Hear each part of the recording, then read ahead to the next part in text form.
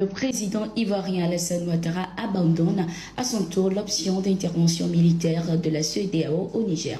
Alors qu'il était l'un des dirigeants ouest-africains à avoir affirmé en août le déploiement de ses soldats pour ramener le président Bazoum au pouvoir par la force, Alassane Ouattara a changé d'avis et décidé de privilégier la voie diplomatique. Le média français Jeune Afrique, dans l'un de ses articles, a indiqué que la Côte d'Ivoire a décidé de démobiliser à compter de ce 6 novembre les soldats qui devaient intégrer le contingent prévu dans le cadre de la dite intervention, soit entre 700 à 800 hommes. Le président Alassane Ouattara aurait reçu plusieurs mises en garde de l'état-major de son armée qui considérait cette opération comme trop délicate. Comme Abidjan, l'hypothèse militaire a perdu de sa substance au fil des semaines dans la région. Le président de la CEDEAO et président du Nigeria, Bola Tinubu, a également affirmé à la ministre des Affaires étrangères de la France, Catherine Colonna, lors de sa visite à Abuja ce 3 novembre 2023, qu'il ne veut pas d'une intervention militaire au Niger.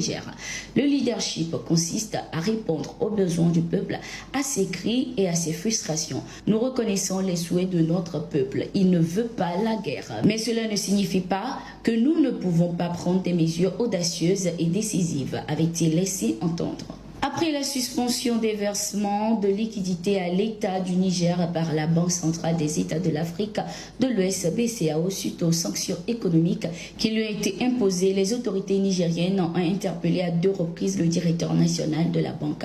La dernière arrestation survenue le 30 octobre 2023 a suscité la réaction de l'institution financière.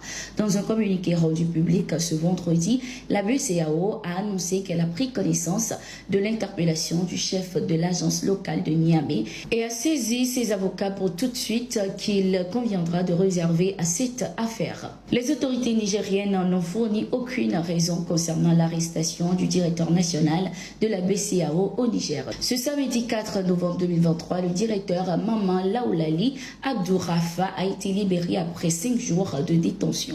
Depuis le 15 avril, les conflits entre l'armée soudanaise conduite par le général Abdel Fattah al-Burhan et la force de soutien rapide FSR du général Mohamed Hamdan Daglo ont fait plus de 9000 morts selon une estimation de l'ONG Acled.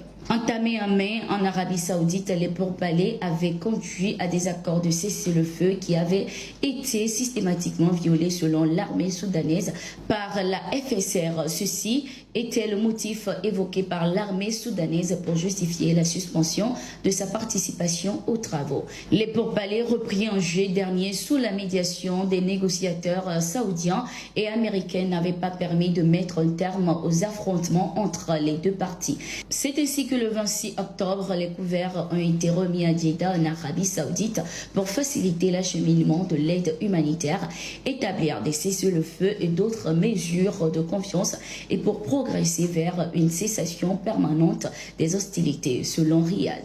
Les deux parties ont convenu cette fois-ci de travailler avec l'Organisation des Nations Unies pour surmonter les obstacles à la livraison de l'aide humanitaire ainsi que des mesures de confiance portant notamment sur la communication entre les dirigeants des deux parties, l'interpellation des évadés de prison et la réduction de la rhétorique médiatique haineuse.